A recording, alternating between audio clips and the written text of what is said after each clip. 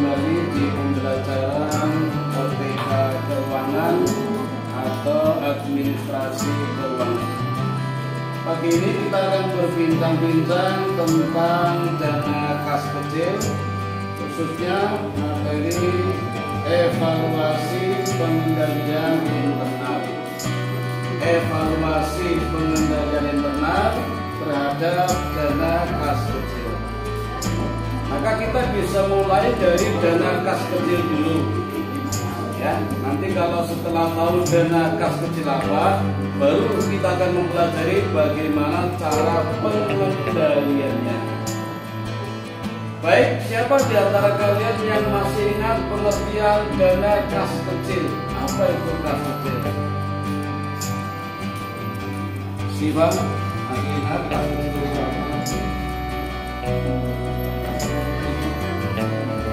Namanya saja kas kecil ya. Kecil apanya? Jumlahnya. Maka dana kas kecil adalah dana kas yang jumlahnya kecil. Itu secara sederhana seperti itu. Kecilnya seberapa? Relatif, tergantung kebutuhan dan pengalaman. Pengalaman itu butuh berapa waktu? Bisa harian, bisa mingguan, bisa bulanan. Biasanya masalah terjadi ketika pertama kali menganggarkan dana kas kecil berapa, masalahnya di situ. Tapi mulai bulan berikutnya karena pengalaman, masalah mulai berkurang. Maka kira-kira namanya saja relatif ya, disebut kas kecil, mungkin 1 juta, mungkin 5 juta, mungkin 10 juta. Maka nominasi seperti ini bisa dikatakan sebagai dana kas kecil. Nah, secara umum dana kas kecil adalah dana yang benar-benar disediakan oleh perusahaan, dicadangkan untuk keperluan secara rutin sehari-hari kebutuhan perusahaan, khususnya pimpinan, yang kalau tidak didanai dengan kas kecil sangat merepotkan. Subhanallah, misalnya mau beli makanan, mau beli jajan, apakah harus pakai cek? Ya. Repot kan? Repot kalau pakai cek, harus ke bank dulu. Maka hadirnya kas kecil dalam rangka memudahkan ketika mengeluarkan dana yang sifatnya rutin, apalagi jumlahnya kecil. Understand? Yes. Namun demikian, walaupun sangat memudahkan, tapi jangan sampai dimudahkan. Artinya saking sangat mudahnya mengeluarkan dana terus dimanfaatkan, ini sangat berbahaya. Jangan-jangan akan terjadi seperti gambaran peribahasa, besar pasak daripada tiang, lebih banyak pengeluaran daripada penerimaan. Nah, disinilah pentingnya yang namanya pengendalian. Pengendalian itu sendiri sebetulnya ada dua, ada internal, ada eksternal. Apa bedanya ini internal?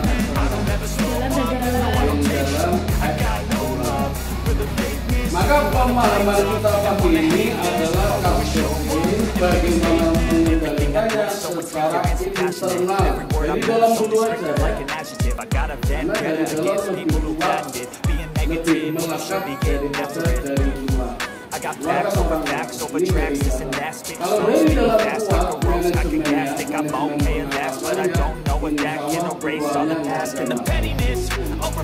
nah, pengendalian internal sendiri terhadap kas sebenarnya ada dua. Penerimaan kas dan pengeluaran. Materi yang ditawarkan kali ini adalah sistem pengendalian internal untuk pengeluaran kas. Ada pertanyaan? Ada?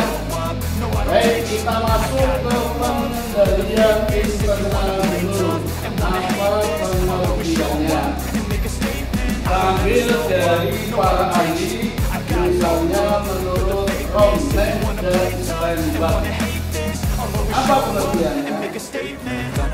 Romnek di dalam bukunya yang terbit tahun 2015, Standby yang bukunya terbit tahun 2016 mengatakan pengendalian internal adalah proses yang diimplementasikan untuk memberikan jaminan yang memenuhi beberapa objektif.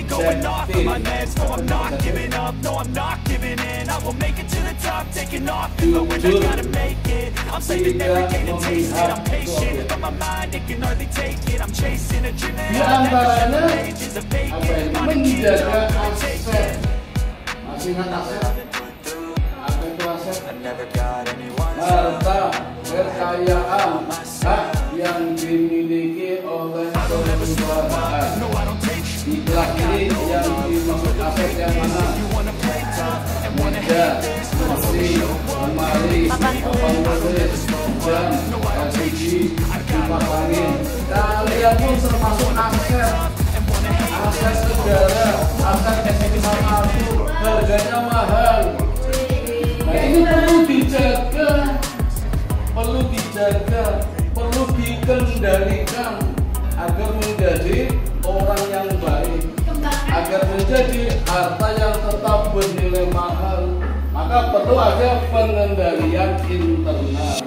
Jadi kita sendiri yang mengendalikannya, mengawasinya. Kalau buat kita sendiri siapa? Orang lain? Belum tentu. Juga menjaga catatan dalam apa ini detail ya catatan laporan. Ini pentingnya catatan. Jangan dikira catatan tidak penting. Ya ayyuhalladzina amanu idza tadayantum bidainin ila ajalin musamma faktubu. Ketika engkau melakukan transaksi jual beli, utang piutang, pinjam meminjam, sewa menyewa, maka faktubu, catatlah. Ya Safira ya, pentingnya catatan, hitam di atas putih. Ketika terjadi permasalahan akan menang. Kebenaran yang tidak punya catatan akan kalah dengan keburukan yang punya catatan. You know? No. Pentingnya catatan di sini. Maka kalian sebagai siswa SMK tidak salah kalau punya moto. Apa motonya? Catatlah apa yang kalian kerjakan, kerjakanlah apa yang kalian catat. Itu prinsip SMK. Ya Sabila ya. Lanjut. Ini pengertian pengendalian internal menurut Romnek dan Standby. Kita masuk ke sini ke sistem pengendalian pengeluarannya. Hanya satu penerimaan, yang kedua. Bagaimana sistemnya? Yang pertama fungsi pengeluaran baru terpisah dari fungsi akuntansi. Akuntansi ini bukan ini, akuntansi. Akun dari kata accounting. Nomor satu ini disebut juga prinsip kesatuan usaha. Tidak masih ingat? Kelas 10 dulu kita mengenal prinsip kesatuan usaha. Apa ya? Prinsip kesatuan usaha itu sama dengan pemisahan fungsi.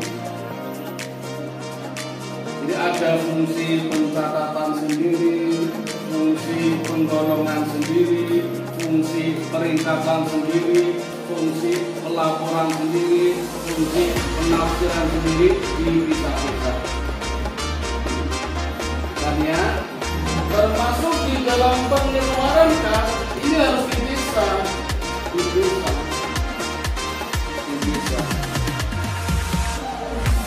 Ada orang yang memegang buku tabungan, ada orang yang boleh memegang uang. Jangan satu orang.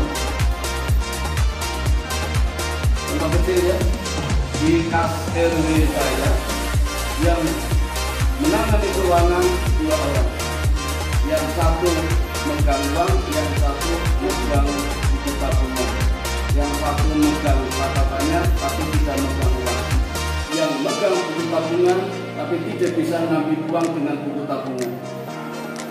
Jadi nggak bisa saling mengawasi, kecuali dua orang kerja sama korupsi, baru bisa. Tapi dua-duanya salah. Dibutuh orang lain yang mengawasinya agar terkendali, agar pemisahan tugas itu. Ini sistem yang pertama. Saya kena ya, dari pengeluaran kas.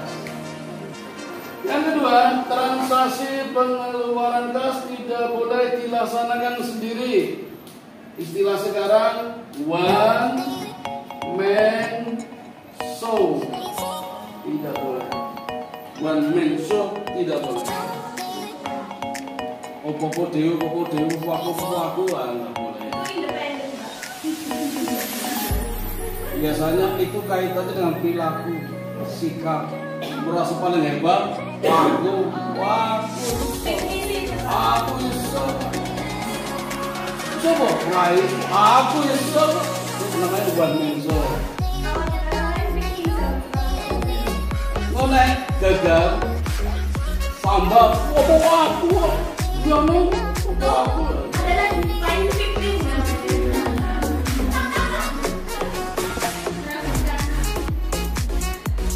Nah, ini nggak boleh dilaksanakan sendiri. Sejak awal mulai akhir tanpa campur tangan dari fungsi yang lain. Maksudnya tanpa pengawasan orang lain nggak boleh. Sampai di sini ada komentar? Bukan ya? Tadi komentar apa? Piknik. Iya, itu tadi udah tahu yang one man show. Ini juga Baik, yang terakhir adalah analisisnya. Tadi sistem pengendaliannya, sekarang analisis pengendaliannya. Nanti tahapan berikutnya ya, setelah menciptakan sistem, kemudian dianalisis. Bagaimana ini sistemnya, bagus apa tidak, perlu analisis. Ada dua, analisis dokumen, analisis apa ini namanya? Kalau dalam keuangan namanya opnam. Fisik, analisis fisik betul-betul dilihat. Jadi betul-betul pengendaliannya, bagaimana cara mengendalikan uang ini. Ada prinsip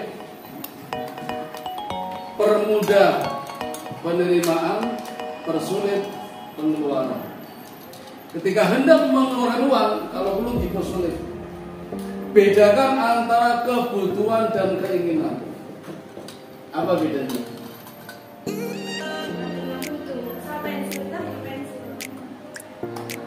Apa bedanya kebutuhan dengan keinginan? Sekarang Radina lagi butuh apa?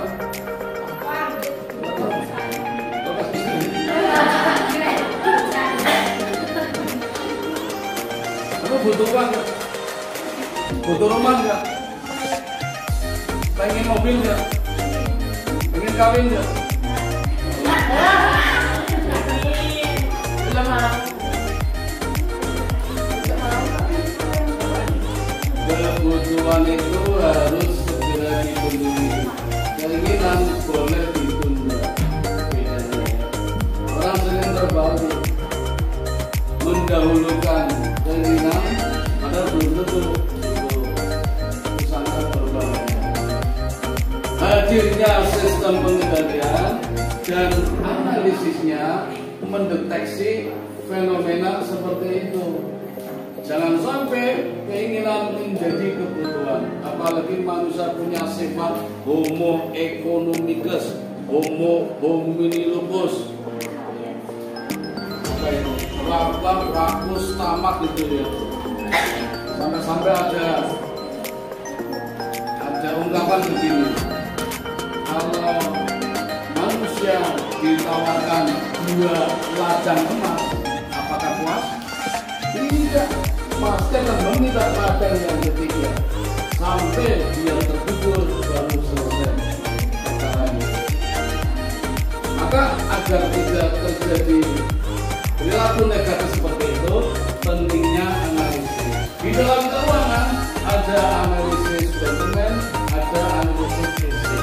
Analisis fisik itu benar-benar menganalisis realisasi dana yang mengalir keluar itu berapa. Dihitung satu bulan pengeluaran kan banyak. Bukti pas keluar, tidak bisa, ya, dan masih banyak lagi. Inilah dua macam analisis yang dapat dilakukan dalam rangka mengendalikan kas kecil secara internal. Sampai di sini ada pertanyaan? Tidak ada? Oke, terima kasih.